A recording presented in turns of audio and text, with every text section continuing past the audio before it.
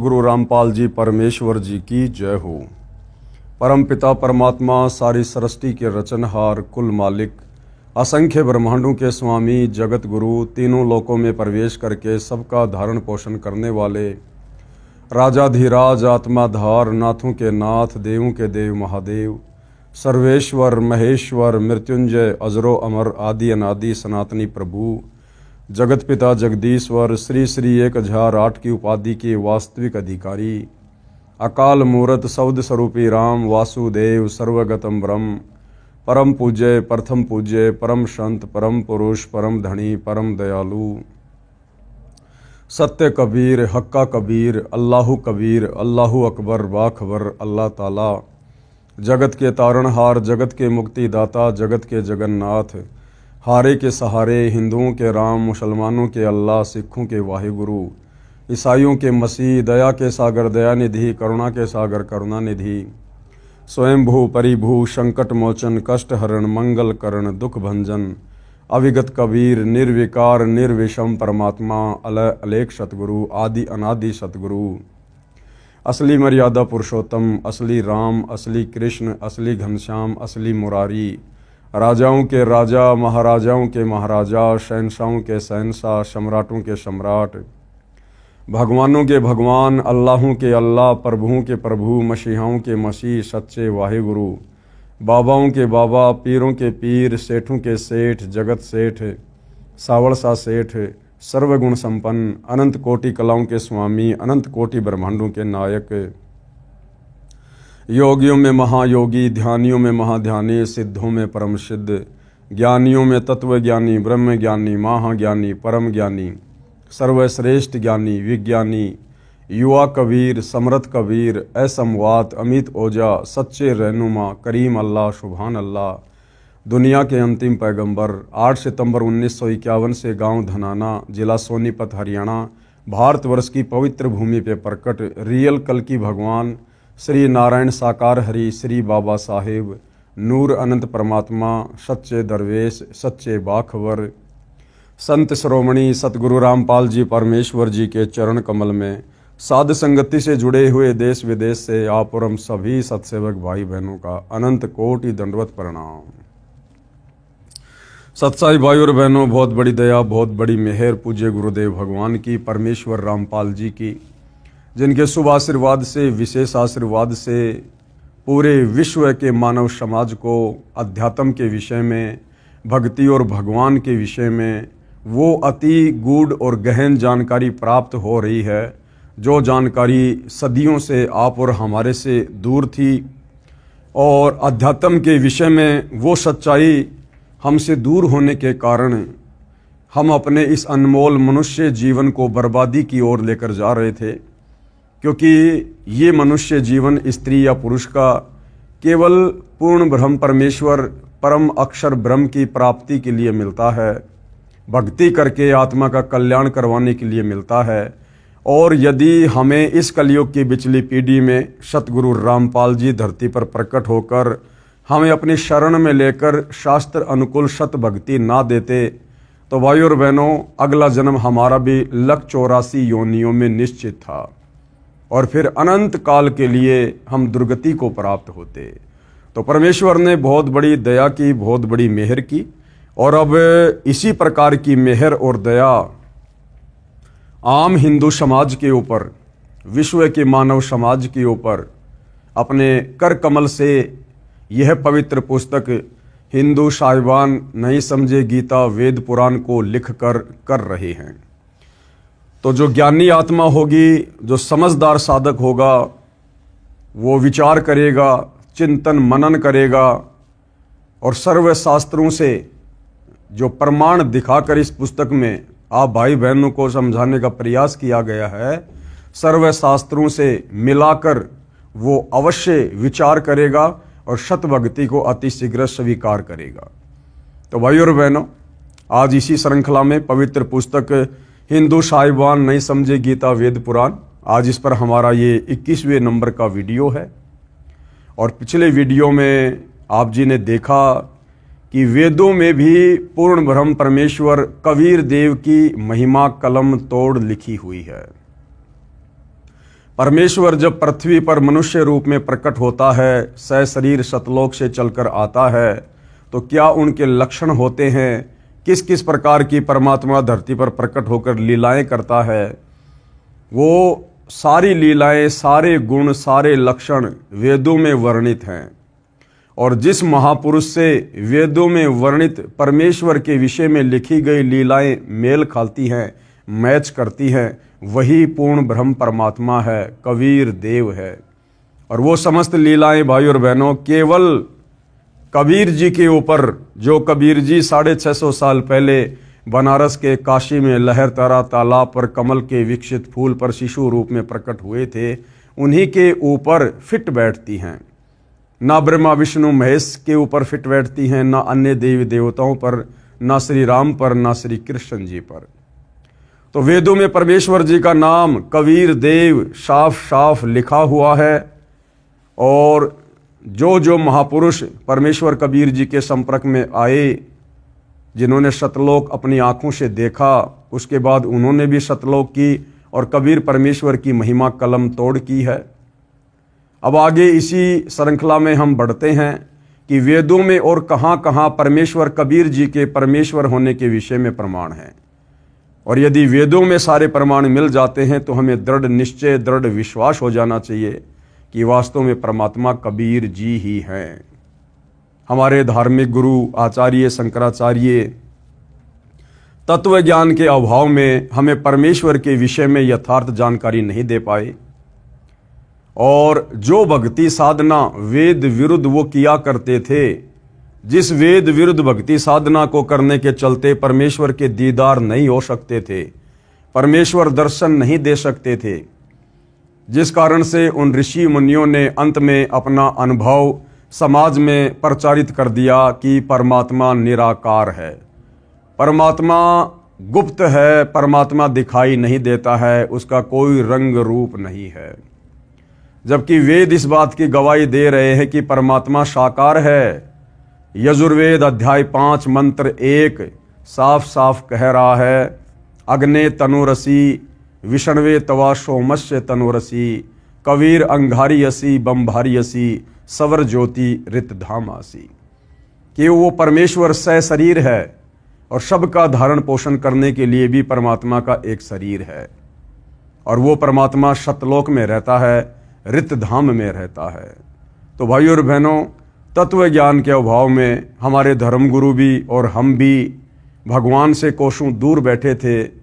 लेकिन अब स्वयं उसी पूर्ण ब्रह्म परमात्मा ने, कबीर देव ने धरती पर तत्वदर्शी संत के रूप में प्रकट होकर अपनी महिमा बताई है और वेदों से, गीता से प्रमाणित किया है कि परमेश्वर कौन है, क्या उनका नाम है और किस भक्ति विधि से हमें उनकी प्राप्ति होगी। तो इसी श्रृंखला में आगे वेद और क्या कुछ परमेश्वर के विषय में गवाही दे रहे हैं, हम पढ़ते हैं इस पवित्र पुस्तक हिंदू साहिबान नहीं समझे गीता वेद पुराण से। देखिए फोटोकॉपी वेद मंत्रों की। संत गरीबदास जी, गांव छुडानी, जिला झज्जर, हरियाणा, भारत ने अपनी अमृतवाणी में कहा है कि गरीब ऐसा निर्मल नाम है, निर्मल करे शरीर, और ज्ञान सब मंडलीक हैं, और चकवे ज्ञान कबीर। चकवे यानी चक्रवर्ती। अर्थात संत गरीबदास जी ने कहा है कि सच्चा नाम ऐसा कारगर है जो आत्मा को निर्मल कर देता है। क्योंकि सच्चे नाम के जाप करने से, सतनाम के जाप करने से हमारी आत्मा के ऊपर जमा मैल हट जाता है, आत्मा निर्मल हो जाती है, मन हल्का हो जाता है और हमें परमेश्वर की भक्ति से वो तमाम लाभ प्राप्त होने शुरू हो जाते हैं जो परमेश्वर के विषय में शास्त्रों में वर्णित हैं। अध्यात्म ज्ञान शरीर के कष्ट भी दूर करता है। कबीर साहिब का आध्यात्मिक ज्ञान चकवे यानी चक्रवर्ती, ऑलराउंडर है। अन्य ज्ञान बाकी जितने भी साधु संत महात्मा आचार्य शंकराचार्य हैं, इन सब का ज्ञान तो मंडलीक यानी क्षेत्रीय यानी लोकवेद है, सुना सुनाया है, प्रमाणित नहीं है। संत गरीबदास जी को 10 वर्ष की आयु में परमात्मा सर्वोपरि लोक यानी सतलोक से आकर मिले थे। उनकी आत्मा को ऊपर ले गए जहां परमात्मा रहता है, सतलोक में। अब वेदों में परमेश्वर की क्या क्या महिमा है, कहाँ कहाँ क्या कुछ लिखा हुआ है। तो परमेश्वर के विषय में वेद क्या कुछ गवाही दे रहे हैं। प्रमाण ऋग्वेद मंडल 9 सूक्त 54 मंत्र 3 में कहा है कि परमेश्वर यानी परम अक्षर ब्रह्म कबीर देव सबसे ऊपर लोक में विराजमान है। विराजमान है यानी बैठे हुए हैं। अब भाई निराकार का क्या बैठेगा, क्या विराजमान होगा? बैठेगा वो, विराजमान वो होगा जो साकार है, दिखाई देता है। प्रमाण के लिए देखिए ये फोटोकॉपी इस मंत्र की, जिसका अनुवाद आर्य समाज के अनुवादकों ने ही किया है। यानी जो आर्य समाज के अनुवादक परमात्मा को निराकार कहते हैं, वो अपने अनुवाद में परमात्मा को साकार भी साबित कर रहे हैं। प्रमाण ऋग्वेद मंडल 9 सूक्त 54 मंत्र 3 अये विश्वानि तिष्ठति पुनानो भवनो परि सोमो देव न सूर्य। ये श्लोक है संस्कृत में, आप जी की आंखों के सामने देख सकते हैं। साथ में हर एक शब्द के हिंदी में अनुवाद हैं। और गुरुदेव भगवान क्या विवेचन दे रहे हैं। विवेचन ऋग्वेद मंडल 9 सूक्त 54 मंत्र 3 की फोटोकॉपी में आप देखें। इसका अनुवाद आर्य समाज के विद्वानों ने किया है। उनके अनुवाद में भी स्पष्ट है कि वह परमात्मा भुवनों परी अर्थात संपूर्ण ब्रह्मांडों के ऊर्ध्व अर्थात ऊपर तिष्ठति यानी विराजमान है, ऊपर बैठा है। अब इस श्लोक का यथार्थ अनुवाद सतगुरु रामपाल जी ने किया है। और क्या कह रहे हैं गुरुदेव भगवान। अये मानी यह सोमदेव यानी अमर परमेश्वर। सोम यानी अमर और देव यानी परमात्मा परमेश्वर। सूर्य के नए मानी समान, विश्वानी सर्व को पुनः पवित्र करता हुआ, और भुवनोपरि यानी सर्व ब्रह्मांडों के ऊर्ध्व अर्थात ऊपर तिष्ठति यानी बैठा है। क्या कह रहे हैं गुरुदेव भगवान। भावार्थ जैसे सूर्य ऊपर है और अपना प्रकाश तथा उष्णता से सभी को लाभ दे रहा है, इसी प्रकार यह अमर परमेश्वर जिसका ऊपर के मंत्र में वर्णन किया है, सर्व ब्रह्मांडों के ऊपर बैठा है और अपनी शक्ति से, अपनी वचन शक्ति से सर्व ब्रह्मांडों का संचालन कर रहा है। जिस प्रकार सूर्य आप और हमारे से करोड़ों किलोमीटर दूर होते हुए भी पूरे संसार को उष्णता दे रहा है, गर्मी दे रहा है, प्रकाश दे रहा है, इसी प्रकार सूर्य को बनाने वाला परमात्मा क्या होगा, उसकी शक्ति क्या होगी, उसकी पावर क्या होगी। तो वो परमात्मा भी सर्व ब्रह्मांडों के ऊपर, यानी उस परमेश्वर से ऊपर फिर कोई सृष्टि नहीं है। फिर बाकी जो भी सृष्टि है इस क्षर पुरुष की यानी काल की 21 ब्रह्मांड और अक्षर पुरुष के 7 संग ब्रह्मांड उस परमेश्वर के लोक से नीचे नीचे हैं। तो वो परमात्मा धूलोक के तीसरे पृष्ठ पर यानी सतलोक के तीसरे पोर्शन में बैठकर सारी सृष्टि का संचालन कर रहा है। प्रमाण ऋग्वेद मंडल नंबर 9 सूक्त 86 मंत्र 26। संस्कृत में मंत्र आप जी की आंखों के सामने है। साथ में अनुवादकर्ताओं ने शब्दों के अर्थ भी कर रखे हैं। और ऋग्वेद मंडल नंबर 9 सूक्त 86 मंत्र 26 परमेश्वर की स्थिति के विषय में क्या कह रहा है। विवेचन यह फोटोकॉपी ऋग्वेद मंडल 9 सूक्त 86 मंत्र 26 की है, जो आर्य समाज के आचार्यों व महर्षि दयानंद जी के चेलों द्वारा अनुवादित है, जिसमें स्पष्ट है कि यज्ञ करने वाले, यज्ञ यानी धार्मिक अनुष्ठान भक्ति करने वाले, यजमानों यानी भक्तों के लिए परमात्मा, कौन परमात्मा, कबीर देव सब रास्तों को सुगम करता हुआ अर्थात जीवन रूपी सफर के मार्ग को दुखों रहित करके सुगम बनाता हुआ उनके विघ्नों अर्थात संकटों का मर्दन करता है अर्थात समाप्त करता है। यानी वो कबीर परमात्मा भक्ति करने वाली आत्माओं के रास्ते में जो भी संकट या बाधाएं परेशानियां आती हैं उन सबको समाप्त करता है और भक्तों को पवित्र अर्थात पाप रहित और विकार रहित करता है। जो विकार इस भक्ति मार्ग में बाधक होते हैं, रजोगुण, शतोगुण, तमोगुण, अन्य प्रकार की बुराइयां, काम, क्रोध, लोभ, मोह, अहंकार, वो परमेश्वर अपने आशीर्वाद से, अपनी भक्ति की शक्ति से जो है भगत को पाप रहित करता है, उसको पवित्र करता है।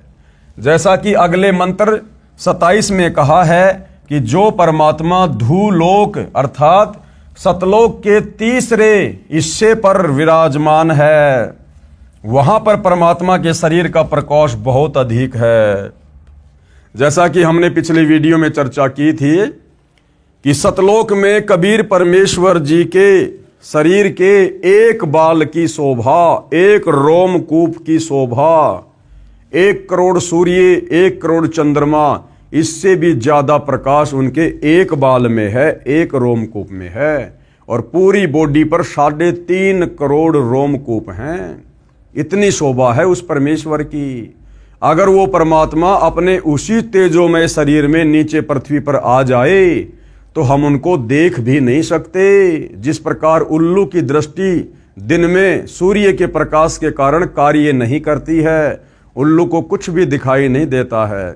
इसलिए वो कबीर परमात्मा अपनी अच्छी आत्माओं को मिलने के लिए, उनको शत भक्ति देने के लिए, निज लोक सतलोक में ले जाने के लिए अपने तेजोमय रूप को सरल करता हुआ, अपने तेज को कम करता हुआ, सरल करता हुआ एक आम व्यक्ति की भांति आकर यहां पर लीला करता है। उदाहरण के लिए परमात्मा के एक रोम यानी शरीर के बाल का प्रकाश करोड़ सूर्य तथा इतने ही चंद्रमाओं के मिले जुले प्रकाश से भी ज्यादा है। यदि वह परमात्मा उसी प्रकाश युक्त शरीर से पृथ्वी पर प्रकट हो जाए तो हमारी चरम दृष्टि यानी हमारी ये आंखें उन्हें देख नहीं सकती। जैसे उल्लू पक्षी दिन में सूर्य के प्रकाश के कारण कुछ भी नहीं देख पाता है, यही दशा मनुष्यों की हो जाए। इसलिए वह परमात्मा अपने रूप अर्थात शरीर के प्रकाश को सरल करता हुआ उस स्थान से जहां परमात्मा ऊपर रहता है, वहां से गति करके बिजली के समान क्रीड़ा अर्थात लीला करता हुआ चलकर आता है और श्रेष्ठ पुरुषों यानी भक्तों को मिलता है। श्रेष्ठ पुरुष कौन? जो युगों युगों से परमात्मा प्राप्ति के लिए प्रयत्न कर रहे होते हैं। परमात्मा उन महापुरुषों को, उन भक्तों को आकर मिलता है। यह भी स्पष्ट है कि आप कवि अर्थात कबीर देव हैं। और क्या नाम है उस परमात्मा का? कबीर देव। और हम उन्हें क्या कहते हैं? कबीर साहेब। प्रमाण ऋग्वेद मंडल 9 सूक्त 86 मंत्र 27। ये श्लोक आप जी की आंखों के सामने है, आप देख सकते हैं। साथ ही हर एक शब्द के सामने हिंदी में शब्दार्थ भी लिखा हुआ है, हर एक शब्द का अर्थ भी लिखा हुआ है। और क्या विवेचन दे रहे हैं गुरुदेव भगवान? विवेचन। यह फोटोकॉपी ऋग्वेद मंडल 9 सूक्त 86 के मंत्र 27 की है। इसमें स्पष्ट है कि परमात्मा, कौन परमात्मा? कबीर देव धूलोक, धूलोक यानी सतलोक, अमरलोक, अमरलोक के तीसरे पृष्ठ अर्थात भाग पर विराजमान है। यानी सतलोक के 3 भाग हैं, 3 डिवीजन हैं। सत्यलोक अर्थात शाश्वत स्थान के 3 भाग हैं। एक भाग में वन, पहाड़, झरने, बाग, बगीचे आदि हैं, जहां पर सतलोक की आत्माएं खेलने के लिए, पिकनिक मनाने के लिए, मौज मस्ती के लिए आती हैं। यह बाहरी भाग है अर्थात बाहरी भाग है। जैसे भारत की राजधानी दिल्ली भी 3 भागों में बटी है। जो बाहरी दिल्ली है जिसमें गांव, खेत, खलिहान और नहरें हैं, दूसरा बाजार बना है और तीसरा संसद भवन तथा कार्यालय है। इसी प्रकार सतलोक के भी 3 डिवीजन हैं, 3 भाग हैं। तो सतलोक के सबसे ऊपरी भाग में परमात्मा कबीर देव सहशरीर विराजमान हैं। इसके पश्चात धूलोक में बस्तियां हैं और सपरिवार मोक्ष प्राप्त हंस आत्माएं रहती हैं। पृथ्वी पर जैसे भगत को भगतात्मा कहते हैं, इसी प्रकार सतलोक में हंस आत्मा कहलाते हैं। फिर तीसरे भाग में सर्वोपरि परमात्मा का सिंहासन है। उसके आसपास केवल नर आत्माएं रहती हैं परमेश्वर की सेवा में। वहां स्त्री पुरुष का जोड़ा नहीं है। कहाँ? परमेश्वर जहां सतलोक के तीसरे हिस्से में रहते हैं वहां केवल नर आत्माएं रहती हैं और वहां पर स्त्री पुरुष का जोड़ा नहीं है। स्त्री पुरुष का जोड़ा बीच वाले भाग में है जहां पर नर और मादा यानी हंस और हंसनी रहती हैं, मोक्ष प्राप्त आत्माएं रहती हैं। वे यदि अपना परिवार चाहते हैं तो शब्द यानी वचन से केवल पुत्र उत्पन्न कर लेते हैं। इस प्रकार शाश्वत स्थान अर्थात सतलोक 3 भागों में परमात्मा ने बांट रखा है। वहां यानी सतलोक में प्रत्येक स्थान पर रहने वालों में वृद्धा अवस्था नहीं है, यानी सतलोक में कभी कोई बूढ़ा नहीं होता है। वहां सब युवा होते हैं। युवा यानी जब परमेश्वर काल के लोक से आत्माओं को छुड़वा कर ले जाते हैं सतलोक में, तो एक बार परमेश्वर आत्मा को वहां जन्म देते हैं वचन से, अपने शब्द से, ना कि मैथुन क्रिया से। उसके बाद वो आत्मा, वो हंस आत्मा युवा होती है और फिर वो सदा युवा ही रहती है। वहां कभी बुढ़ापा नहीं है, वहां कभी भी बुढ़ापे का कष्ट नहीं है, वहां पर मृत्यु नहीं है, वहां मृत्यु नहीं है। इसलिए गीता अध्याय 7 श्लोक 29 में कहा है कि जो जरा अर्थात वृद्ध अवस्था तथा मरण अर्थात मृत्यु से छूटने का प्रयत्न करते हैं वे तत्ब्रह्म अर्थात परम अक्षर ब्रह्म को जानते हैं। यानी जो उस कबीर परमात्मा के विषय में जान जाते हैं वही तो बुढ़ापे के कष्ट से और मृत्यु से बचने के लिए भक्ति करेंगे, प्रयास करेंगे। सतलोक में सत्य पुरुष रहता है। सत्य पुरुष कौन? अविनाशी परमात्मा कबीर देव। वहां पर जरा मरण नहीं है। जरा यानी बुढ़ापा और मरण यानी मौत। सतलोक में बुढ़ापा और मृत्यु नहीं है और यही सबसे बड़ा कष्ट का कारण है। बच्चे युवा होकर सदा युवा रहते हैं। ऋग्वेद मंडल 9 सूक्त 82 मंत्र 1 और 2 क्या कुछ कह रहा है। आप जियों के सामने संस्कृत में श्लोक है, सामने शब्दों के अर्थ किए हुए हैं, आप जी देख सकते हैं अच्छे से। और आगे गुरुदेव भगवान ने किस प्रकार से विवेचन किया है देखिए, साफ साफ यहां परमेश्वर जी का नाम भी लिखा हुआ है। आगे गुरुदेव भगवान हमें यथार्थ अनुवाद करके समझाएंगे। विवेचन ऊपर ऋग्वेद मंडल 9 सूक्त 82 मंत्र 1 और 2 की फोटोकॉपी है जो अभी हमने देखी है। और यह अनुवाद किसने किया है? महर्षि दयानंद जी ने। यह अनुवाद महर्षि दयानंद जी के दिशा निर्देशन से उन्हीं के चेलों ने किया है और सार्वदेशिक आर्य प्रतिनिधि सभा दिल्ली से प्रकाशित है। इनमें स्पष्ट है कि मंत्र 1 में कहा है सर्व की उत्पत्ति करने वाला यानी सभी की उत्पत्ति करने वाला परमात्मा तेजोमय शरीर युक्त है। क्या कह रहे हैं कि परमात्मा तेजोमय शरीर युक्त है। अरे जिसका शरीर है फिर वो निराकार कैसे हुआ? तो भाइयों और बहनों, हमारे जितने भी धर्म गुरु हैं तत्व ज्ञान के अभाव में वो वेदों का यथार्थ अनुवाद भी नहीं कर पाए और परमेश्वर ने उनके कर कमल से आप और हम आत्माओं के लिए यथार्थ अनुवाद भी करवाया, लेकिन वो खुद नहीं समझ पाए। जिस प्रकार महर्षि दयानंद जी के दिशा निर्देशन में उन्हीं के चेलों ने परमात्मा को शरीर बताया, मनुष्य शरीर जैसा बताया, सूर्य के समान तेजो में बताया और धूल लोक के तीसरे हिस्से पर परमात्मा बैठा है, विराजमान है, वहां से गति करके आता है, दिखने में राजा के समान है। और फिर भी इन सभी लोगों ने और महर्षि दयानंद जी ने अपनी सत्यार्थ प्रकाश में लिख दिया कि परमात्मा निराकार है, परमात्मा को देखा नहीं जा सकता। तो भाइयों और बहनों, क्या इन लोगों ने वेद पढ़े?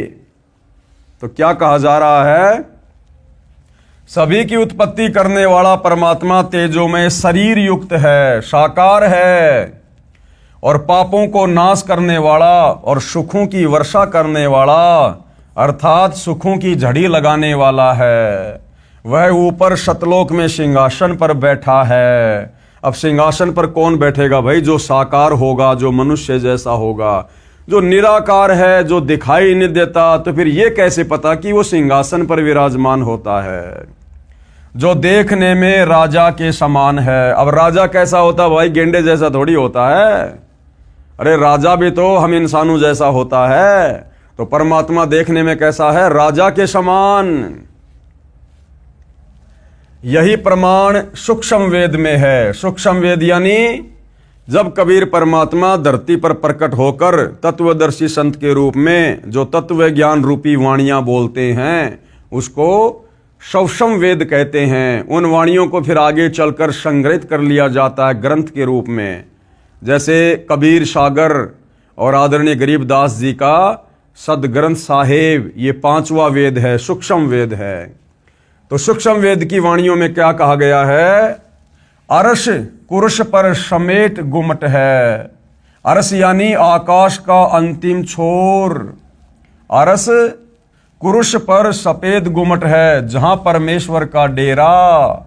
और श्वेत छत्र सिर मुकुट विराजे, देखत न उस चेहरे नू। यही प्रमाण बाइबल ग्रंथ तथा कुरान शरीफ में भी है कि परमात्मा ने 6 दिन में सृष्टि रची और 7वें दिन ऊपर आकाश में तकत अर्थात सिंहासन पर जा विराजा। पवित्र बाइबल और कुरान शरीफ परमेश्वर के विषय में क्या कहती है कि जिस परमात्मा ने 6 दिन में सृष्टि रची और 7वें दिन तकत पर जा विराजा। अब तकत के ऊपर भाई कौन विराजेगा? निराकार तो नहीं विराज सकता, और निराकार है तो फिर उसको विराजते हुए देखा किसने? तो तकत पर वही बैठेगा, सिंहासन पर वही विराजमान होगा जो साकार है। यही प्रमाण बाइबल ग्रंथ तथा कुरान शरीफ में है कि परमात्मा ने 6 दिन में सृष्टि रची और 7वें दिन ऊपर आकाश में तकत अर्थात सिंहासन पर जा विराजा। अब बाइबल में कहाँ लिखा हुआ है भाई और बहनों? आपको बताया जा रहा है बाइबल के उत्पत्ति ग्रंथ 2 के श्लोक 26 और 30 तथा कुरान शरीफ की सूरत फुरकानी 25 आयत नंबर 52 से 59 में है। वह परमात्मा अपने अमर धाम से चलकर यानी सतलोक से चलकर पृथ्वी पर शब्द वाणी से ज्ञान सुनाता है। बोल बोल कर वाणियों के माध्यम से, शब्दों के माध्यम से, भजनों के माध्यम से अपने तत्व ज्ञान को सुनाता है। वह वर्णीय अर्थात आदरणीय श्रेष्ठ व्यक्तियों को प्राप्त होता है, यानी परमात्मा अच्छी आत्माओं को मिलता है, उनको मिलता है। जैसे संत धर्मदास जी बांधवगढ़ मध्य प्रदेश वाले को मिले। वो परमात्मा किन किन को आकर मिले? विशेषकर कलयुग में परमात्मा कबीर देव सतलोक से चलकर किन किन महापुरुषों को मिले, उनका जिक्र है। नंबर 1 संत धर्मदास जी बांधवगढ़ मध्य प्रदेश वाले को मिले। कहाँ मिले? मथुरा में मिले। संत मलुकदास जी को परमात्मा मिले। संत दादू दास जी को आमेर राजस्थान में मिले। संत नानक देव जी को मिले बेई नदी पर सुल्तानपुर में पश्चिमी पाकिस्तान में। संत गरीबदास जी गांव छुडानी जिला जज्जर हरियाणा वाले को मिले छुडानी के खेतों में। और संत घीसा दास जी गांव खेकड़ा जिला बागपत उत्तर प्रदेश वाले को मिले। संत जम्भेश्वर जी बिश्नोई धर्म के प्रवर्तक, उनको गांव समराथल राजस्थान वाले को मिले। वह परमात्मा अच्छी आत्माओं को मिलते हैं। अच्छी आत्मा कौन? जो परमात्मा की प्राप्ति के लिए प्रयत्न कर रहे होते हैं दिलो जान से, उन्हें आकर परमात्मा मिलते हैं। जो परमात्मा के दृढ़ भगत होते हैं उन पर परमात्मा का विशेष आकर्षण होता है। उदाहरण भी बताया है, जैसे विद्युत अर्थात आकाशीय बिजली सने वाले स्थानों को आधार बनाकर गिरती है। जैसे कांसा धातु पर बिजली गिरती है। पहले कांसी धातु के कटोरे, गिलास, थाली, बेले आदि आदि होते थे और वर्षा के समय तुरंत उठाकर घर के अंदर रखा करते थे। घर के वृद्ध कहा करते थे कि काशी के बर्तन पर बिजली अमूमन गिरती है। इसी प्रकार परमात्मा अपने प्रिय भक्तों पर आकर्षित होकर उनको मिलते हैं। अब ऋग्वेद मंडल नंबर 9 सूक्त 82 के मंत्र नंबर 2 में क्या कुछ कहा जा रहा है। मंत्र नंबर 2 में तो यह भी स्पष्ट कर दिया कि परमात्मा उन अच्छी आत्माओं को उपदेश करने की इच्छा से स्वयं महापुरुषों को मिलते हैं। उपदेश का भावार्थ है कि परमात्मा तत्व ज्ञान बताकर उनको दीक्षा भी देते हैं, भक्ति के मंत्र भी देते हैं। उनके सतगुरु भी स्वयं परमात्मा ही होते हैं। यह भी स्पष्ट किया है कि परमात्मा अत्यंत गतिशील पदार्थ अर्थात बिजली के समान तीव्रगामी होकर हमारे धार्मिक अनुष्ठानों में आ पहुंचते हैं। संत धर्मदास जी को परमात्मा ने यही कहा था कि मैं वहां पर अवश्य जाता हूं जहां धार्मिक अनुष्ठान होते हैं, क्योंकि मेरी अनुपस्थिति में काल कुछ भी उपद्रव कर देता है, जिससे साधकों की आस्था परमात्मा से छूट जाती है। मेरे रहते वह ऐसी गड़बड़ नहीं कर सकता। इसलिए गीता अध्याय 3 श्लोक 15 में कहा है कि वह अविनाशी परमात्मा जिसने ब्रह्म को भी उत्पन्न किया। ब्रह्म कौन? ब्रह्म ये 21 ब्रह्मांड का स्वामी काल ब्रह्म, जिसने गीता जी का ज्ञान श्री कृष्ण जी के शरीर में प्रेत की तरह प्रवेश करके दिया। वह ब्रह्म जो ब्रह्मा विष्णु महेश का पिता है, दुर्गा का पति है, उस अविनाशी परमात्मा कबीर देव ने इस ब्रह्म को भी उत्पन्न किया। अध्याय 3 श्लोक 15 में कहा है, कहां? गीता अध्याय 3 श्लोक 15 में कहा है कि वह अविनाशी परमात्मा यानी कबीर देव जिसने ब्रह्म को, ब्रह्म कौन? ये काल ब्रह्म, जिसने ब्रह्म को भी उत्पन्न किया और सदा ही यज्ञों में प्रतिष्ठित है, अर्थात धार्मिक अनुष्ठानों में उसी को इष्ट रूप में मानकर आरती स्तुति करनी चाहिए। और वो परमात्मा सतगुरु रूप में कहिए, चाहे जगत गुरु रूप में कहिए, चाहे तत्वदर्शी संत के रूप में कहिए, स्वयं ही सतलोक से चलकर गति करके पृथ्वी पर आते हैं। इस ऋग्वेद मंडल 9 सूक्त 82 मंत्र 2 में यह भी स्पष्ट किया है कि आप कबीर धस्से यानी कबीर देव हैं। यानी हे परमात्मा, जो आप सतलोक से चलकर गति करके बिजली के समान गति से पृथ्वी पर अपनी अच्छी आत्माओं को मिलते हैं, आप कबीर देव हैं। क्या नाम है आपका? आप कबीर देव हैं, जो सर्व को उपदेश देने की इच्छा से आते हैं। आप पवित्र परमात्मा हैं, यानी आप में कोई अवगुण नहीं है, आप में कोई जो है किसी भी प्रकार का खोट नहीं है। हमारे पापों को छुड़वाकर अर्थात नाश करके हे अमर परमात्मा, हे अविनाशी भगवान कबीर देव, आप हमको सुख दें और धूतम वशान निर्निजम परियेशी, यानी हम आपकी संतान हैं, हम आपके वचन से उत्पन्न आपके बच्चे हैं, आपकी आत्माएं हैं। हमारे प्रति वह वात्सल्य वाला प्रेम भाव उत्पन्न करते हुए उसी निर्निजम यानी सुंदर रूप को परियासी यानी उत्पन्न करें, अर्थात हमारे को अपने बच्चे जानकर जैसे पहले और जब चाहें तब आप अपनी प्यारी आत्माओं को प्रकट होकर मिलते हैं, उसी तरह हमें भी दर्शन दो। और भाइयों और बहनों, निसंदेह परमात्मा आज सर्व को दर्शन दे रहे हैं, सर्व को दर्शन दे रहे हैं प्रकट होकर। केवल उनको जानने की और पहचानने की आवश्यकता है। प्रमाण ऋग्वेद मंडल नंबर 9 सूक्त 86 मंत्र 16 से 20। श्लोक आप जी की आंखों के सामने है, शब्दों के अर्थ भी सामने किए हुए हैं। हम सीधा इसके विवेचन पर चलेंगे। ऋग्वेद मंडल 9 सूक्त 96 के मंत्र 16 में कहा कि हे परमात्मन, हे परमेश्वर, आप अपने श्रेष्ठ गुप्त नाम का ज्ञान कराइए। हे परमात्मा, आप अपने गुप्त नाम का हमें ज्ञान कराइए। उस नाम को मंत्र 17 में बताया है कि वह कवि यानी कबीर देव है। उस सत्य पुरुष अविनाशी परमात्मा का नाम क्या है? कबीर देव। मंत्र 17 की केवल हिंदी।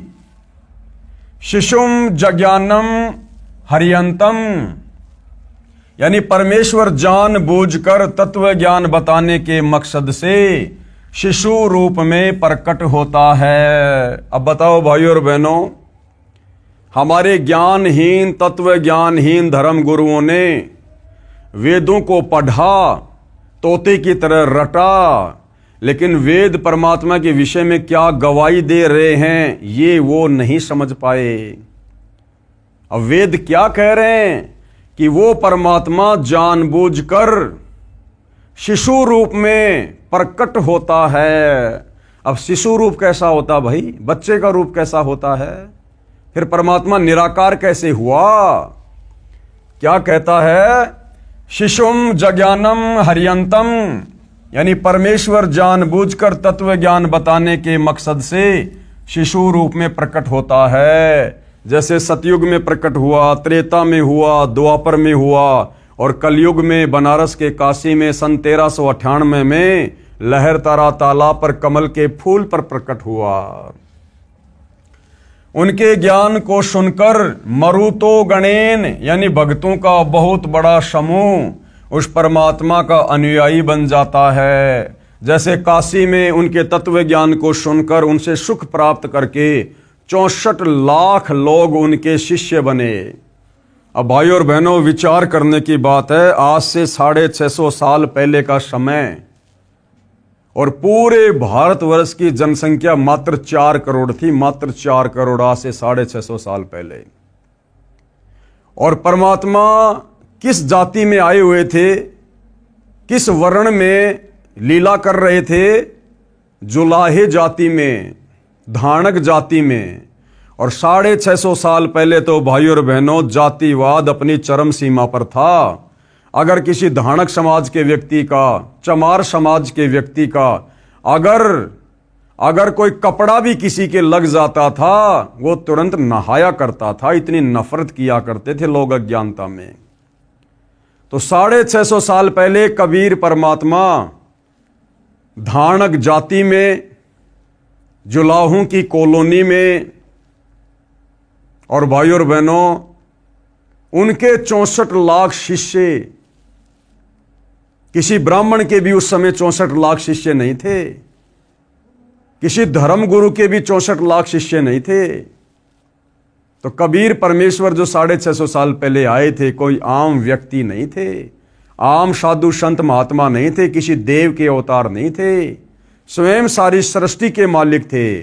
और वो परमात्मा जो चाहे सो कर सकता है, जो चाहे सो। तो परमात्मा ने एक उदाहरण पेश किया कि जुलाहा जाति में आकर और 64 लाख शिष्य अपने ज्ञान के बलबूते पर, अपनी शक्ति के बलबूते पर, चमत्कारों के बलबूते पर वो परमात्मा ही बना सकता है। तो क्या कह रहे हैं कि भक्तों का बहुत बड़ा समूह उस परमात्मा का अनुयायी बन जाता है। मर्जंती सुबयंती वहीन, अर्थात वह ज्ञान बुद्धिजीवी लोगों को समझ में आता है। वे उस परमेश्वर की स्तुति भक्ति तत्व ज्ञान के आधार से करते हैं, यानी शास्त्र विधि को त्याग के मनमाना आचरण नहीं करते। जब तत्वदर्शी संत रूप में कबीर परमात्मा प्रकट होकर जो ज्ञान देता है, जो शास्त्र अनुकूल भक्ति होती है, उनके जो फॉलोवर हैं, जो भगत हैं, वो उसी आधार से सत भक्ति करते हैं। वह भक्ति वहीन अर्थात शीघ्र लाभ देने वाली होती है। वह परमात्मा अपने तत्व ज्ञान को काव्यना यानी कवित्व से अर्थात कवियों की तरह दोहों, शब्दों, लोकोक्तियों, चौपाइयों द्वारा, कबीर गिरभी अर्थात कबीर वाणी द्वारा, अर्थात कबीर वाणी द्वारा पवित्रम अतिरेभन अर्थात शुद्ध ज्ञान को ऊंचे स्वर में गरज गरज कर बोलते हैं। जैसे कबीर परमात्मा कहीं भी किसी भी चौराहे पर एक तारा लेकर ऊंची ऊंची आवाज में अपने तत्व ज्ञान का प्रचार दोहों के माध्यम से, लोकोक्तियों के माध्यम से करने लग जाते थे। वह कवि अर्थात कवि की तरह आचरण करने वाला कौन है? कबीर देव। संत यानी संत रूप में प्रकट, सोम यानी अमर परमात्मा होता है। बताओ, ऋग्वेद मंडल 9 सूक्त 96 मंत्र 17 इस बात की गवाही दे रहा है। अब बताओ, हमारे धर्म गुरु आचार्य शंकराचार्य संस्कृत पढ़ पढ़ के और इन्हीं वेदों को देखा करते थे, पढ़ा करते थे, तोते की तरह रट रखा था, लेकिन कभी भी वो इन वेदों का सारांश निकालकर, निष्कर्ष निकालकर समाज को नहीं बता पाए कि वास्तव में परमात्मा कौन है, कैसा है, कहाँ रहता है, कैसे मिलता है। जबकि ऋग्वेद मंडल 9 सूक्त 96 मंत्र 17 इस बात की गवाही दे रहा है। विशेष इस मंत्र के मूल पाठ में 2 बार कवि शब्द है। आर्य समाज के अनुवादकर्ताओं ने एक कवि का अर्थ ही नहीं किया। इस मंत्र में 2 बार ये कवि शब्द लिखा हुआ है। कवि, कबीर गिरभी 2 बार लिखा हुआ है, लेकिन जो आर्य समाज के अनुवादक हैं उन्होंने एक भी कवि शब्द का अनुवाद नहीं किया, क्योंकि वो नहीं मानते कि परमात्मा कवि होता है या कवि का अर्थ परमात्मा होता है। इसलिए परमात्मा कहते हैं कि वेद पढ़े पर भेद न जाने, ये बाँचे पुराण 18, और जड़ को अंधे पत्ते खिलावें, ये भूल गए सिरजनहारा। और गुरु बिन काहू न पाया ज्ञाना, जो थोता बुस छिड़े मूड किसाना। यानी सच्चे सतगुरु तत्वदर्शी संत की शरण में आए बिना आप चाहे कितनी संस्कृत पढ़ लो, कहीं से भी डिग्री ले लो, आप परमेश्वर के विषय में नहीं जान सकते, शास्त्रों से पूरी तरह परिचित नहीं हो सकते। उसके बाद देखिए भाइयों और बहनों, आगे श्लोक आप जी की आंखों के सामने है और सामने शब्दों का हिंदी में अनुवाद भी किया हुआ है। हम सीधे सीधे इसके वास्तविक अनुवाद के ऊपर चलेंगे कि ये कौन सा वेद का मंत्र है। विवेचन, यह है ऋग्वेद मंडल 9 सूक्त 96 मंत्र 18 की फोटोकॉपी है, जो अभी हमने ये देखी है। और ये वेद मंत्र क्या गवाही दे रहा है? जिसका अनुवाद महर्षि दयानंद जी के अनुयायियों ने किया है। सार्वदेशिक आर्य प्रतिनिधि सभा दिल्ली द्वारा अनुवादित है। इस पर विवेचन करते हैं। इसके अनुवाद में भी बहुत सी गलतियां हैं जो आर्य समाज के आचार्यों ने की है। हम संस्कृत भी समझ सकते हैं, विवेचन करता हूं तथा यथार्थ अनुवाद व भावार्थ स्पष्ट करता हूं। अब गुरुदेव कह रहे हैं कि आपको अब समझाऊंगा। मंत्र 17 में कहा है कि ऋषि या संत रूप में प्रकट होकर परमात्मा अमृतवाणी अपने मुख कमल से बोलता है और उस ज्ञान को समझकर अनेकों अनुयायियों का समूह बन जाता है। जो वाणी परमात्मा तत्व ज्ञान की सुनाता है वे ऋषिकृत यानी ऋषि रूप में प्रकट परमात्मा सहस्त्रणीय यानी हजारों वाणियां अर्थात कबीर वाणियां ऋषि मना यानी ऋषि स्वभाव वाले भक्तों के लिए सवर्षा यानी आनंददायक होती है। यानी जब तत्वदर्शी संत के रूप में प्रकट होकर वो कबीर परमात्मा मुख से बोल बोल कर वाणियां सुनाता है तो उनके भक्तों के लिए अति प्रिय होती हैं, अति सुखदायी होती हैं, अमृत के समान होती हैं।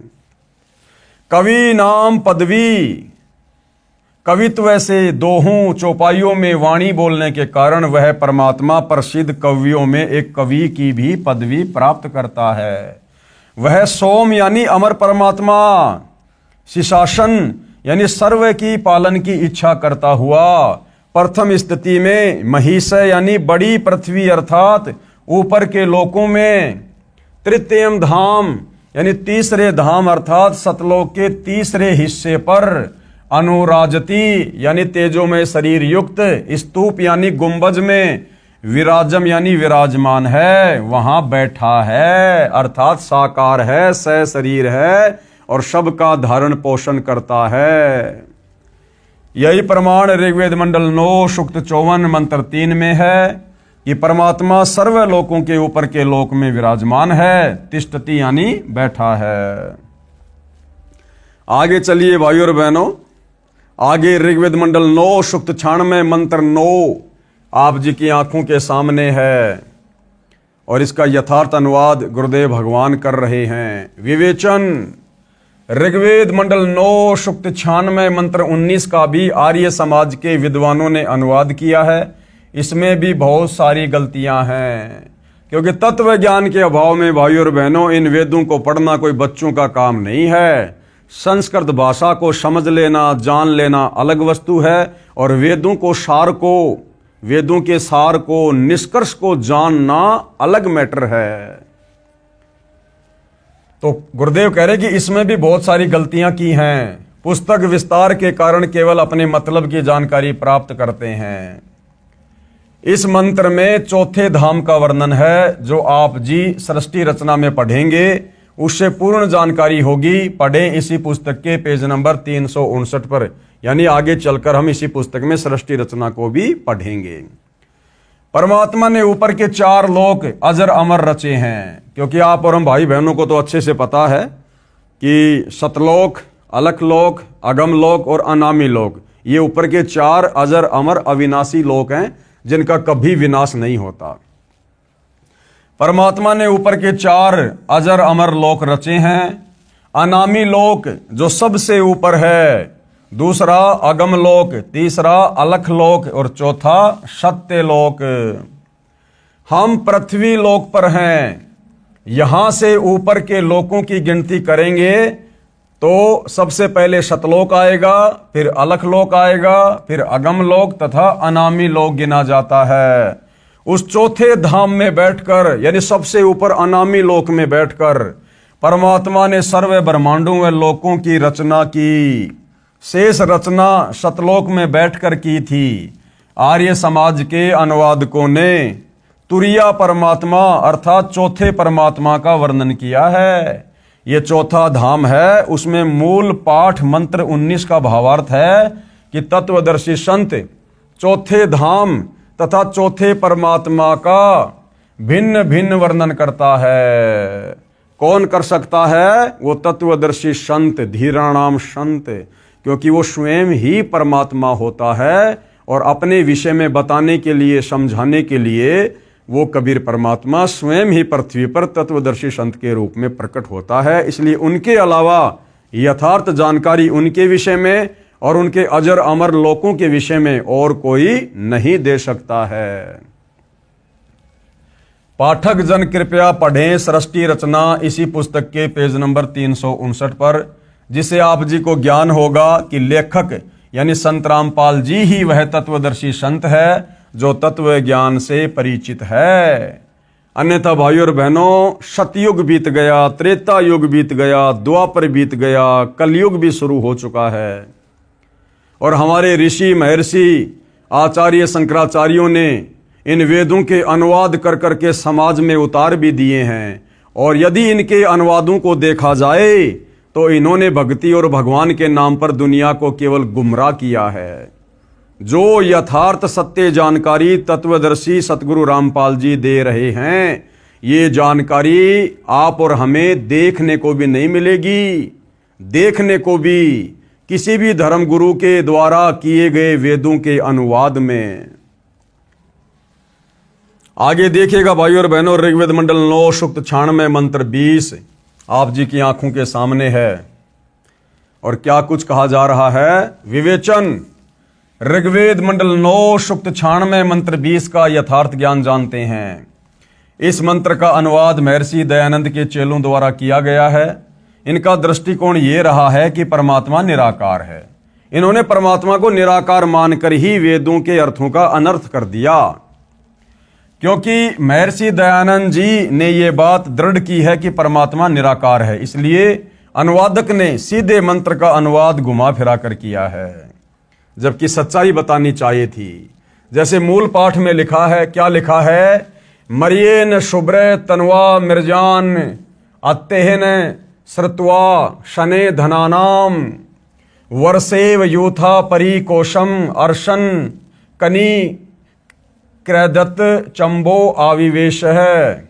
अनुवाद, जैसे मरिये ने यानी मनुष्य सुंदर वस्त्र धारण करता है, ऐसे परमात्मा मनुष्य के समान शुभ्र तन्व यानी सुंदर शरीर मिर्जान धारण करके अत्ते यानी अत्यंत गति से चलता हुआ, सनिये धनानाम यानी भक्ति धन के धनियों अर्थात पुण्य आत्माओं को प्राप्ति के लिए आता है। यूथा वर्षेव, जैसे एक समुदाय को उनका सेनापति प्राप्त होता है, ऐसे वह परमात्मा संत व ऋषि रूप में प्रकट होता है तो उसके बहुत संख्या में अनुयायी बन जाते हैं और परमात्मा उनका गुरु रूप में मुखिया होता है। वह परमात्मा परिकोशम प्रथम ब्रह्मांड में अर्शन यानी प्राप्त होकर अर्थात आकर, कनी क्रदत यानी ऊंचे स्वर में सत्य ज्ञान उच्चारण करता हुआ, चमवो यानी पृथ्वी खंड में अविवेश यानी प्रविष्ट होता है। अर्थात सीधा सीधा क्या मतलब है, जैसे पूर्व में वेद मंत्रों में कहा है कि परमात्मा ऊपर के लोक में रहता है, वहां से गति करके अपने रूप को अर्थात शरीर के तेज को सरल करके पृथ्वी पर आता है। इस ऋग्वेद मंडल 9 सूक्त 96 मंत्र 20 में उसी की पुष्टि की है। कहा है कि जैसे मनुष्य वस्त्र धारण करता है, ऐसे अन्य शरीर धारण करके परमात्मा मानव रूप में पृथ्वी पर आता है और धनानाम यानी दृढ़ भक्तों को, अच्छी पुण्यात्माओं को प्राप्त होता है, उनको वाणी उच्चारण करके तत्व ज्ञान सुनाता है। अब क्या विवेचन दे रहे हैं गुरुदेव, ये ऋग्वेद मंडल 9 सूक्त 96 मंत्र 16 से 20 की फोटो कॉपियां हैं, जिनका हिंदी अनुवाद महर्षि दयानंद सरस्वती आर्य समाज प्रवर्तक के दिशा निर्देशन से उनके आर्य समाजी चेलों ने किया है। ये अनुवाद कुछ कुछ ठीक है, अधिक तो गलत ही है। पहले अधिक ठीक या कुछ कुछ गलत था, जो मेरे द्वारा शुद्ध करके विवेचन में लिख दिया गया है। अब जो ज्यादा गलत अनुवाद इन लोगों ने किया है, उसको भी शुद्ध करके गुरुदेव भगवान हमें बता रहे हैं। तो देखिएगा, ऋग्वेद मंडल 9 सूक्त 96 मंत्र 16 में क्या कहा है, हे परमात्मा, आपका जो गुप्त वास्तविक चारु यानी श्रेष्ठ यानी नाम है, उसका ज्ञान कराइए। प्रिय पाठकों, जैसे भारत के राजा को प्रधानमंत्री कहते हैं, यह उनकी पदवी का प्रतीक है। इसी प्रकार उस परमेश्वर की जो उपमात्मक पदवियां हैं, उनको अविनाशी, सत्य पुरुष, हक्का कबीर, सत्य कबीर, स्वयंभू, अजरो अमर, ये उस परमात्मा की उपमात्मक पदवियों के नाम हैं। परंतु परमेश्वर का नाम अन्य है, इसलिए यहां कहा जा रहा है कि हे परमेश्वर, आप अपने गुप्त वास्तविक नाम का हमें ज्ञान कराइए। तो गुरुदेव समझा रहे हैं कि जैसे भारत के राजा को प्रधानमंत्री भी कहते हैं, यह तो उनकी पदवी का प्रतीक है, उनका वास्तविक नाम कोई अन्य ही होता है। जैसे पहले प्रधानमंत्री जी पंडित जवाहरलाल नेहरू जी थे, जवाहरलाल उनका वास्तविक नाम है। इस मंत्र 16 में कहा है कि हे परमात्मा, आपका जो वास्तविक नाम है, जो असली नाम है, वह श्रोत्रमिहि यानी उपासना करने का, स्व आयुध यानी भक्ति करने का आपका जो वास्तविक नाम है, स्वचालित शस्त्र के समान पूयमान यानी अज्ञान रूपी गंध को नाश करके जो पाप नाशक है, आप अपने उस सत्य मंत्र का हमें ज्ञान कराइए।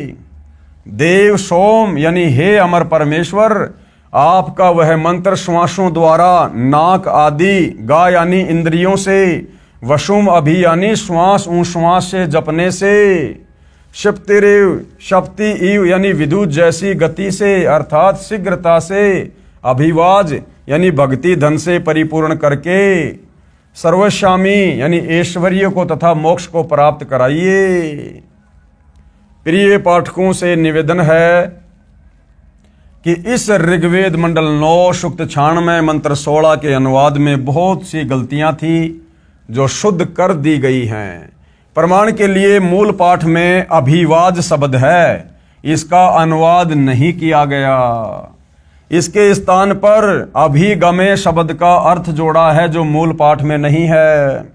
विवेचन, ऋग्वेद मंडल 9 सूक्त 96 मंत्र 17 के अनुवाद में भी बहुत सी गलतियां हैं जो आर्य समाजियों द्वारा अनुवादित है। अब शुद्ध करके लिखता हूं। अब गुरुदेव शुद्ध करके लिख रहे हैं। जैसा कि पूर्वोक्त ऋग्वेद मंडल 9 सूक्त 86 तथा 82 के मंत्रों में प्रमाण है कि परमात्मा अपने शाश्वत स्थान से जो धूल लोक के तीसरे स्थान पर विराजमान है, वहां से चलकर पृथ्वी पर जानबूझकर किसी खास उद्देश्य से प्रकट होता है। परमात्मा सर्व ब्रह्मांडों में बसे प्राणियों की परवरिश 3 स्थिति में करते हैं। पहली स्थिति क्या है? परमात्मा ऊपर सत्यलोक अर्थात अविनाशी धाम में सिंहासन तख्त पर बैठकर सर्व ब्रह्मांडों का संचालन करते हैं। दूसरी स्थिति क्या है? जब चाहे साधु संत के रूप में अपने शरीर का तेज सरल करके अच्छी आत्माओं को मिलते हैं। और तीसरा, प्रत्येक युग में किसी जलाशय में खिले कमल के फूल पर नवजात शिशु का रूप बनाकर प्रकट होते हैं और वहां से निसंतान दंपत्ति अपने घर ले जाते हैं।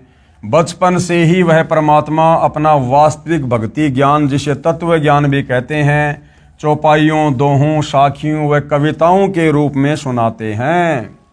जैसे सन 1398 विक्रमी संवत 1455 में परमात्मा अपने निज स्थान से चलकर भारतवर्ष के काशी शहर के बाहर लहर तारा नामक जलाशय में कमल के फूल पर शिशु रूप धारकर प्रकट हुए थे। वहां से नीरू नीमा जुलाहा दंपत्ति अपने घर ले गए थे। धीरे धीरे परमात्मा बड़े हुए और कबीर वाणी बोलकर ज्ञान सुनाया करते थे। इसका प्रमाण ऋग्वेद मंडल 9 सूक्त 1 मंत्र 9 में है, जो आर्य समाज के आचार्यों द्वारा अनुवादित है। उसमें भी कुछ गलती है, अधिक नहीं है। कृपया पढ़ें यह ऋग्वेद मंडल 9 सूक्त 1 मंत्र 9 की फोटोकॉपी। संस्कृत में श्लोक आप जियों के सामने है, पढ़ सकते हैं। हम सीधा इसके विवेचन पर चलते हैं। विवेचन, यह फोटोकॉपी ऋग्वेद मंडल 9 सूक्त 1 मंत्र 9 की है। इसमें स्पष्ट है कि सोम यानी अमर परमात्मा जब शिशु रूप में प्रकट होता है तो उसकी परवरिश की लीला कवारी गायों यानी अभी अधन्या धेनवय द्वारा होती है। कवारी गायों के दूध से परमात्मा के बाल रूप की परवरिश होती है। यही प्रमाण कबीर सागर के अध्याय ज्ञान प्रकाश में है कि जिस परमेश्वर कबीर जी को नीरू नीमा अपने घर ले गए, तब शिशु रूपधारी परमात्मा ने न अन्न खाया न दूध पिया। फिर स्वामी रामानंद जी के बताने पर एक कुंवारी गाय अर्थात एक बछिया नीरू लाया। उसने तत्काल दूध दिया। उस कुंवारी गाय के दूध से परमेश्वर की परवरिश की लीला हुई थी। कबीर सागर लगभग 600 वर्ष पहले का लिखा हुआ है। कोई ये ना सोचे कि वे वर्तमान में सतगुरु रामपाल जी ने लिख दिया होगा। तो परमेश्वर की जो लीलाएं वेदों में वर्णित हैं वो सत्य हैं, और जिस महापुरुष पर खरी उतरती हैं वही अविनाशी परमात्मा है। ऋग्वेद मंडल 9 सूक्त 1 मंत्र 9 के अनुवाद में कुछ गलती की है। जैसे अभी अधन्या का अर्थ अहिंसनीय कर दिया, जो गलत है। हरियाणा प्रांत के जिला रोहतक में गांव धनाना में लेखक का जन्म हुआ, यानी सतगुरु रामपाल जी का प्राकाट्य हुआ, जो वर्तमान में जिला सोनीपत में है। इस क्षेत्र में जिस गाय ने गर्भ धारण न किया हो तो कहते हैं कि यह धनाई नहीं है, यह बिना धनाई है। यह अपभ्रंश शब्द है। एक गाय के लिए अधनी शब्द है, बहुवचन के लिए अधन्या शब्द है। अधन्या का अर्थ है बिना धनाई गोवें, तथा अभी अधन्या का अर्थ है पूर्ण रूप से बिना धनाई अर्थात कुंवारी गायें अर्थात बछियां। अब ऋग्वेद मंडल 9 सूक्त 96 मंत्र 17 का शुद्ध अनुवाद करता हूं। केवल हिंदी। शिशुम जज्ञानम हरियंतम अर्थात परमेश्वर जानबूझकर तत्व ज्ञान बताने के उद्देश्य से शिशु रूप में प्रकट होता है। उनके ज्ञान को सुनकर मरुतो गणेन यानी भक्तों का बहुत बड़ा समूह उस परमात्मा का अनुयायी बन जाता है। मर्जंती सुबयंती वहीन अर्थात वह ज्ञान बुद्धिजीवी लोगों को समझ आता है। वे उस परमेश्वर की स्तुति भक्ति तत्व ज्ञान के आधार से करते हैं। वह भक्ति वहीन यानी शीघ्र लाभ देने वाली होती है। वे परमात्मा अपने तत्व ज्ञान को काव्यना यानी कवित्व से अर्थात कवियों की तरह दोहों शब्दों लोकोक्तियों चौपाइयों द्वारा कबीर गिरभी अर्थात कबीर वाणी द्वारा अर्थात कबीर वाणी द्वारा पवित्रम अतिरेभन अर्थात शुद्ध ज्ञान को ऊंचे स्वर में गरज गरज कर बोलते हैं। वह कवि अर्थात कवि की तरह आचरण करने वाला कबीर देव है, जो संत रूप में प्रकट सोम अर्थात अमर परमात्मा होता है। यानी संत रूप में तत्वदर्शी संत रूप में प्रकट वो स्वयं परमात्मा ही होता है। ऋग्वेद मंडल 9 सूक्त 96 मंत्र 17। अब आगे क्या कह रहे हैं परमात्मा विशेष। इस मंत्र के मूल पाठ में 2 बार कवि शब्द है, परंतु आर्य समाज के अनुवादकों ने एक कवि का अर्थ ही नहीं किया। विवेचन ऋग्वेद मंडल 9 सूक्त 96 मंत्र 18 पर विवेचन करते हैं। इसके अनुवाद में भी बहुत सी गलतियां हैं, हम संस्कृत भी समझ सकते हैं। विवेचन करता हूं तथा यथार्थ अनुवाद व भावार्थ स्पष्ट करता हूं। मंत्र 17 में कहा है कि ऋषि या संत रूप में प्रकट होकर परमात्मा अमृतवाणी अपने मुख कमल से बोलता है और उस ज्ञान को समझकर अनेकों अनुयायियों का समूह बन जाता है। जो वाणी परमात्मा तत्व ज्ञान की सुनाता है वे ऋषि करत यानी ऋषि रूप में प्रकट परमात्मा करत सहस्त्रनीथ अर्थात हजारों वाणियां अर्थात कबीर वाणियां ऋषि मना यानी ऋषि स्वभाव वाले भक्तों के लिए सवर्षा यानी आनंददायक होती हैं। कवि नाम पदवी कवित्व से दोहों चौपाइयों में वाणी बोलने के कारण वह परमात्मा कवियों में से एक प्रसिद्ध कवि की पदवी भी प्राप्त करता है। वह सोम यानी अमर परमात्मा शिशासन यानी सबकी पालन की इच्छा करता हुआ प्रथम स्थिति में महिष यानी बड़ी पृथ्वी अर्थात ऊपर के लोकों में तृतीयम धाम अर्थात तीसरे धाम अर्थात सतलोक के तीसरे पृष्ठ पर अनुराजती यानी तेजोमय शरीर युक्त स्तूप यानी गुंबज में विराजम यानी विराजमान है, वहां बैठा है। और यही प्रमाण ऋग्वेद मंडल 9 सूक्त 54 मंत्र 3 में है कि परमात्मा सभी लोकों के ऊपर के लोक में विराजमान है। तिष्ठति यानी बैठा है अर्थात वो साकार है, सह शरीर है, तेजोमय शरीर है, उसका नाम कबीर है। विवेचन दे रहे हैं गुरुदेव। ऋग्वेद मंडल 9 सूक्त 96 मंत्र 19 का भी आर्य समाज के विद्वानों ने ही अनुवाद किया है। इसमें भी बहुत सारी गलतियां हैं। पुस्तक विस्तार के कारण केवल अपने मतलब की जानकारी प्राप्त करते हैं। इस मंत्र में चौथे धाम का वर्णन है। आप जी सृष्टि रचना में पढ़ेंगे, उससे पूर्ण जानकारी होगी। पढ़िए इसी पुस्तक के पेज नंबर 359 पर। आगे परमात्मा ने ऊपर के 4 लोक अजर अमर रचे हैं। अनामी लोक जो सबसे ऊपर है, अगम लोक, फिर अलख लोक और फिर सत्य लोक। हम वर्तमान में पृथ्वी लोक पर हैं।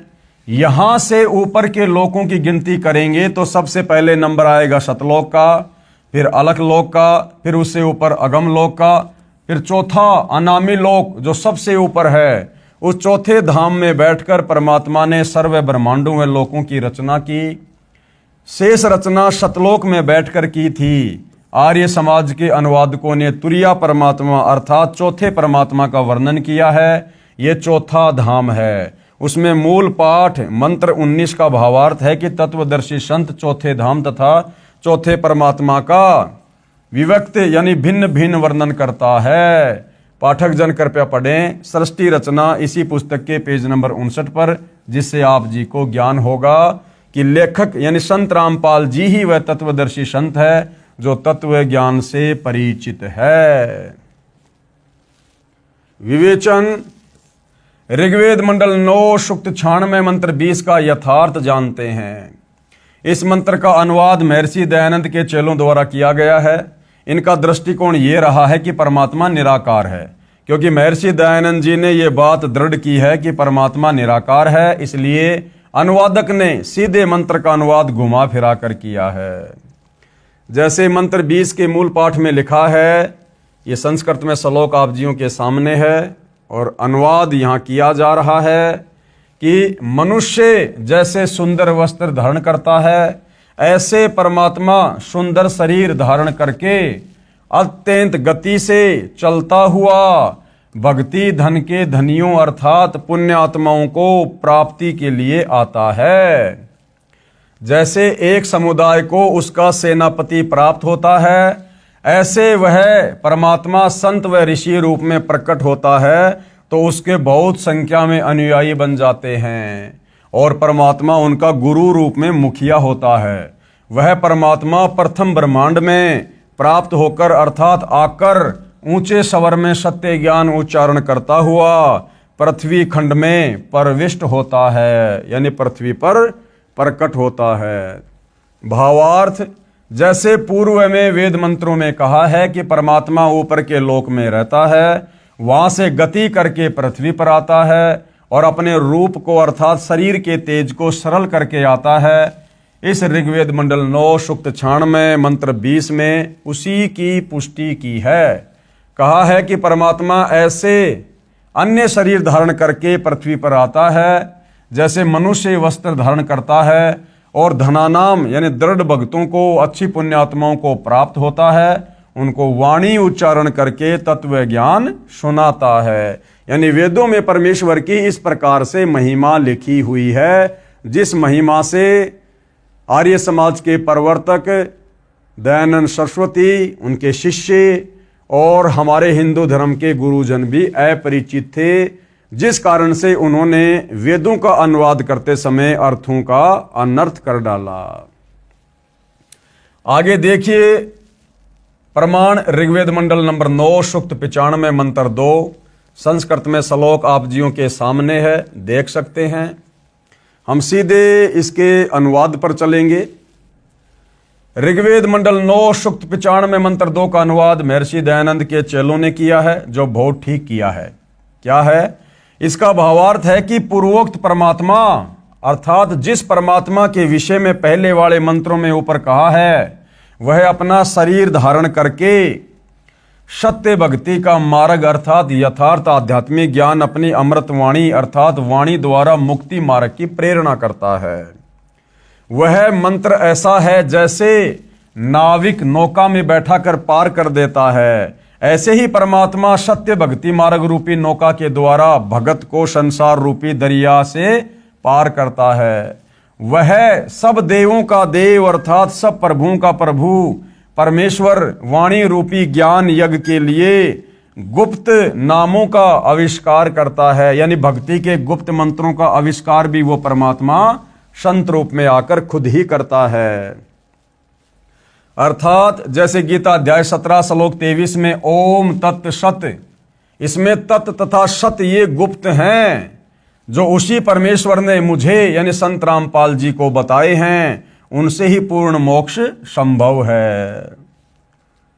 सूक्ष्म वेद में परमेश्वर ने कहा है, सूक्ष्म वेद यानी 5वां वेद कबीर वाणी, कि सोहम शब्द हम जग में लाए और सार शब्द हम गुप्त छिपाए। सोहम शब्द परमात्मा कहते हैं कि हम ही जग में यानी संसार में लेकर आए थे।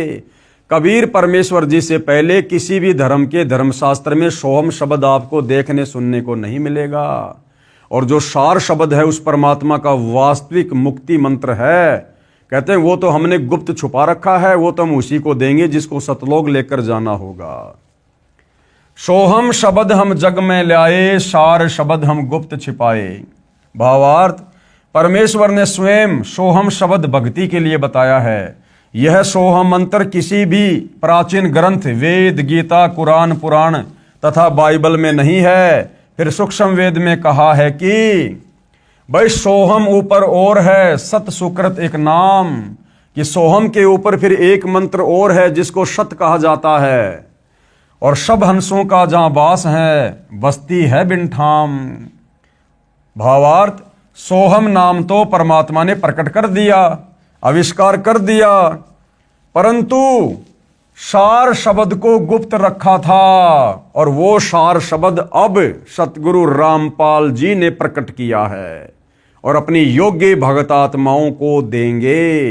अर्थात वेदों में जो लिखा है कि वो परमात्मा संत रूप में आकर स्वयं ही भक्ति के मंत्रों का आविष्कार करता है, तो ये परमात्मा चारों युगों में आते हैं। तो सोहम मंत्र तो परमेश्वर जी ने पहले आके प्रकट कर दिया। अब वर्तमान में वही कबीर परमात्मा धरती पर संत रामपाल जी के रूप में प्रकट हैं, जो अब उस शत मंत्र का आविष्कार करके आप और हमें देंगे। अब मुझे यानी लेखक संत रामपाल जी को बताया है, अपने आप को छुपाते हुए कह रहे हैं गुरुदेव भगवान, जो भक्तों को दीक्षा के समय बताया जाता है, इसका गीता अध्याय 17 श्लोक 23 में कहे ओम तत्सत से संबंध है। प्रमाण ऋग्वेद मंडल नंबर 9 सूक्त 94 मंत्र 1। ये संस्कृत में श्लोक आप जियों के सामने है, देख सकते हैं। हम सीधा इसके विवेचन पर चलेंगे। विवेचन, ऋग्वेद मंडल 9 सूक्त 94 मंत्र 1 का अनुवाद भी आर्य समाज के विद्वानों द्वारा किया गया है। पुस्तक विस्तार को ध्यान में रखते हुए उन्हीं के अनुवाद से अपना मत सिद्ध करते हैं। जैसे पूर्व में लिखे वेद मंत्रों में बताया गया है कि परमात्मा अपने मुख कमल से वाणी उच्चारण करके तत्व ज्ञान बोलता है। लोकोक्तियों के माध्यम से, कवित्व से, दोहों, शब्दों, साखियों, चौपाइयों के द्वारा वाणी बोलने से प्रसिद्ध कवियों में से भी एक कवि की उपाधि प्राप्त करता है, और उसका नाम कबीर देव अर्थात कबीर साहिब है। इस ऋग्वेद मंडल नंबर 9 सूक्त 94 मंत्र 1 में भी यही स्पष्ट है कि जो सर्वशक्तिमान परमेश्वर है वह कव्यन वर्जम ने यानी कवियों की तरह आचरण करता हुआ पृथ्वी पर विचरण करता है। प्रमाण ऋग्वेद मंडल 9 सूक्त 20 मंत्र 1। संस्कृत में श्लोक आप जियों के सामने है, देख सकते हैं। विवेचन, ऋग्वेद मंडल 9 सूक्त 20 मंत्र 1 का अनुवाद भी आर्य समाज के विद्वानों ने किया है। इसका अनुवाद ठीक कम और गलत अधिक है। इसमें मूल पाठ में लिखा है, क्या लिखा है? प्र कबीर देव वित्तीय अव्य वारे भी अर्षति शाहान विश्वा अभि स्पृशद। सरलार्थ, वेद ज्ञान दाता से जो दूसरा कबीर देव कबीर परमेश्वर है, वह विद्वानों अर्थात जिज्ञासुओं को ज्ञान धन की तृप्ति के लिए श्रेष्ठ आत्माओं को ज्ञान देता है। वह अविनाशी है, रक्षक है, सहनशील, तत्व ज्ञानहीन सर्व दुष्टों को अध्यात्म ज्ञान की कृपया यानी स्पर्धा अर्थात ज्ञान गोष्ठी रूपी वाक युद्ध में पूर्ण रूप से तिरस्कृत करता है, उनको फिट्टे मुंह कर देता है। और भाइयों और बहनों, आज निसंदेह पूरे विश्व में सतगुरु रामपाल जी ने आध्यात्मिक ज्ञान चर्चा के लिए देश के बड़े बड़े ऋषियों को, महर्षियों को, और सन 2009 में देश के चारों शंकराचार्यों को भी सप्रेम आमंत्रित किया था सतलोक आश्रम बरवाला में कि भाई आप भी संत हो, मैं भी संत हूं, और संतों का काम होता है समाज को अध्यात्म में सही दिशा देना। तो हम सब मिलकर गोष्ठी करते हैं, ज्ञान चर्चा करते हैं, और जनता स्वयं फैसला कर लेगी, क्योंकि जनता शिक्षित है।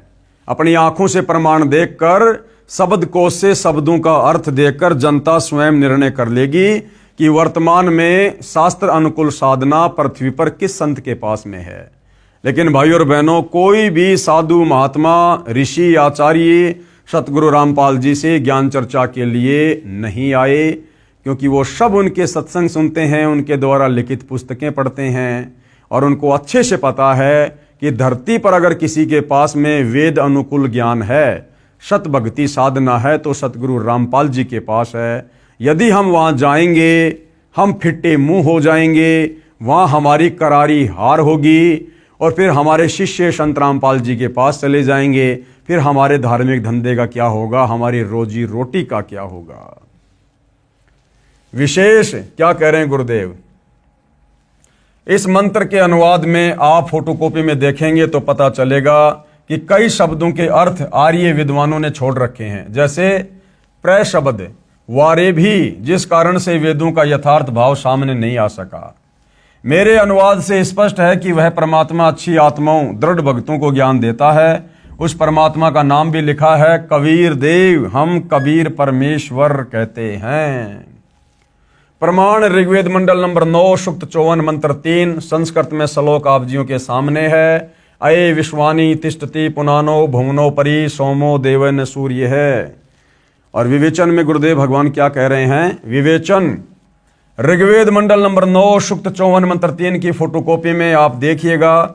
इसका अनुवाद आर्य समाज के विद्वानों ने किया है। उनके अनुवाद में भी स्पष्ट है कि वह परमात्मा भुवनोपरि अर्थात संपूर्ण ब्रह्मांडों के ऊर्ध्व अर्थात ऊपर तिष्ठति यानी विराजमान है, ऊपर बैठा हुआ है।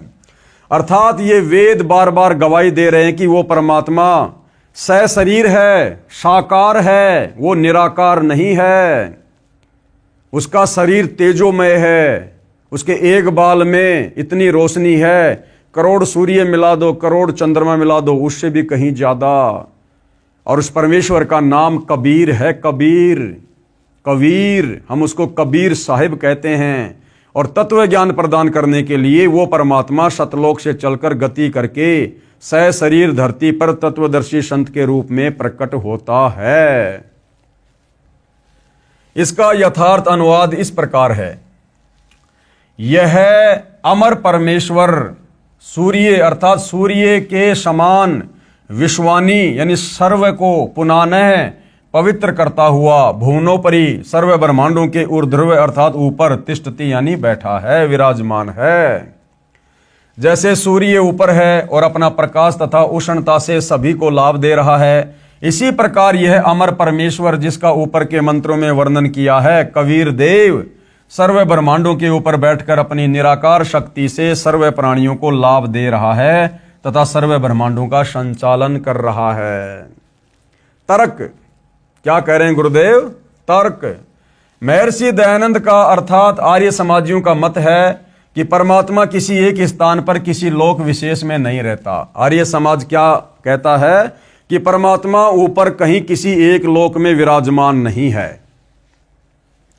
और इसका प्रमाण है Satyarth Prakash समूलास number 7 page number 148 पर आर्य साहित्य प्रचार ट्रस्ट 427 गली मंदिर वाली नया बांस दिल्ली 78वां संस्करण। किसी ने प्रश्न किया महर्षि दयानंद जी से, किसी ने प्रश्न किया ईश्वर व्यापक है व किसी देश विशेष में रहता है, ये परमात्मा हर जगह फैला हुआ है या किसी एक विशेष स्थान पर रहता है? तो उत्तर दिया महर्षि दयानंद जी ने कि व्यापक है, क्योंकि जो एक देश में रहता तो सर्व अंतर्यामी सर्वज्ञ सर्व नियंता सबका सृष्टा सबका धर्ता और प्रलय करता नहीं हो सकता। अप्राप्त देश में कर्ता की क्रिया का होना असंभव है। सत्यार्थ प्रकाश से लेख समाप्त है।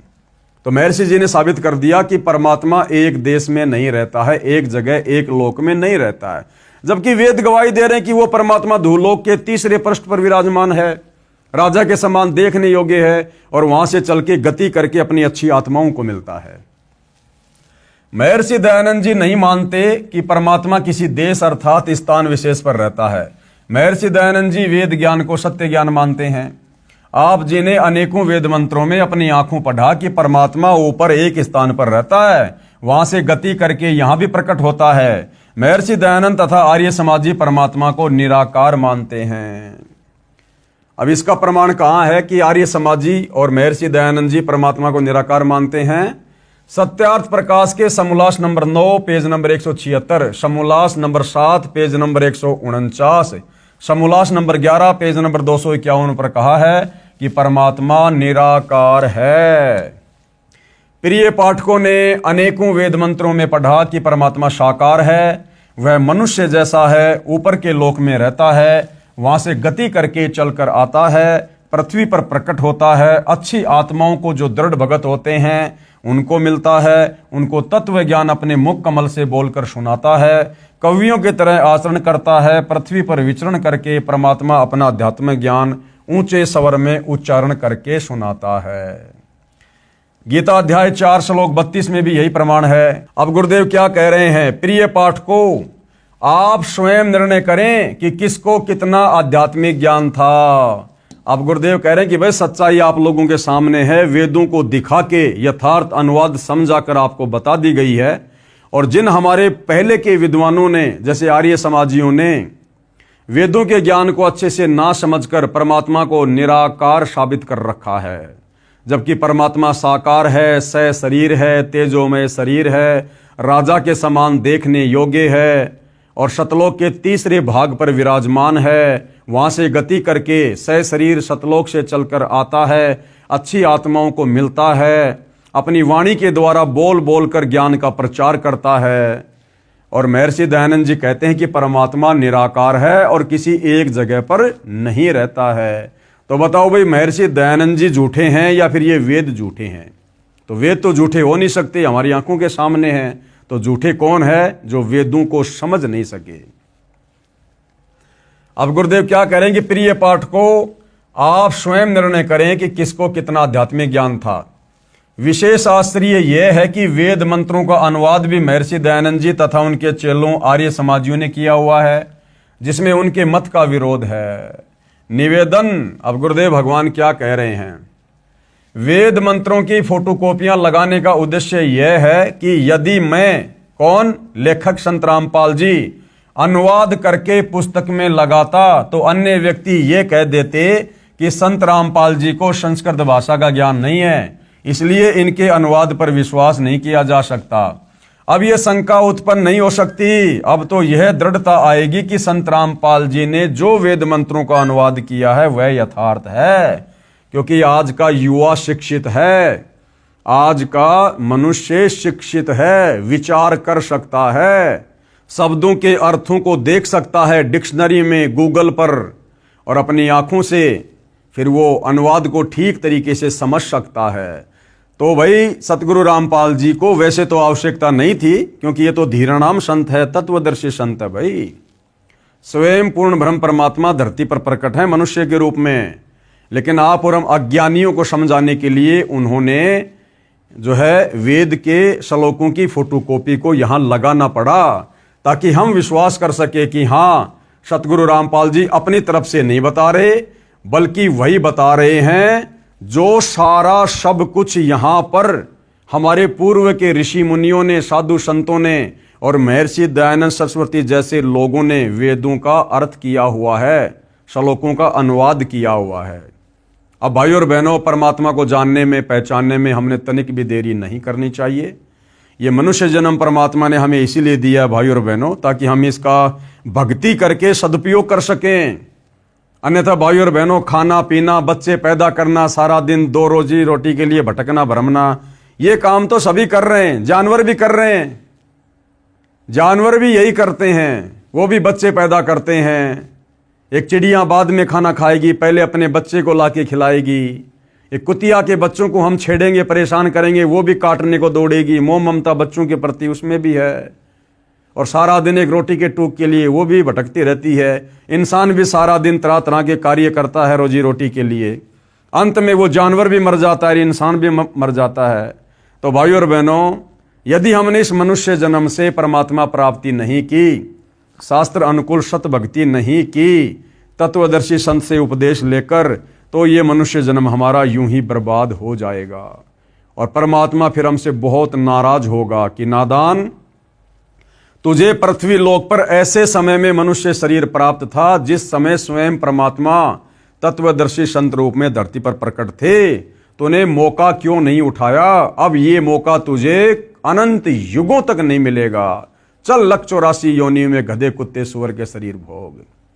तो भाई और बहनों, विनती कर सकते हैं, प्रार्थना कर सकते हैं, बाकी समझना ना समझना, विचार करना ना करना, इस सतभक्ति को ग्रहण करना ना करना, ये भाई आपके पिछले संस्कारों पर और आपके वर्तमान के बुद्धि विवेक पर निर्भर करता है। तो भाइयों और बहनों, आगे हम इसी पवित्र पुस्तक से जानेंगे कि उस कबीर परमेश्वर को किन किन महापुरुषों ने साक्षात देखा, उसके सतलोक को देखा, वहां क्या क्या सुख हैं, कैसी वहां की सृष्टि है, क्या वास्तव में हम पहले सभी सतलोक में रहा करते थे, क्यों हम इस कालबली के चक्कर में फंसकर यहां नीचे गंदे लोक में आ गए, आज 184 योनियां भोग रहे हैं। मनुष्य जन्म में थोड़ा बहुत सुख मिलता है, हम भगवान को भूल जाते हैं।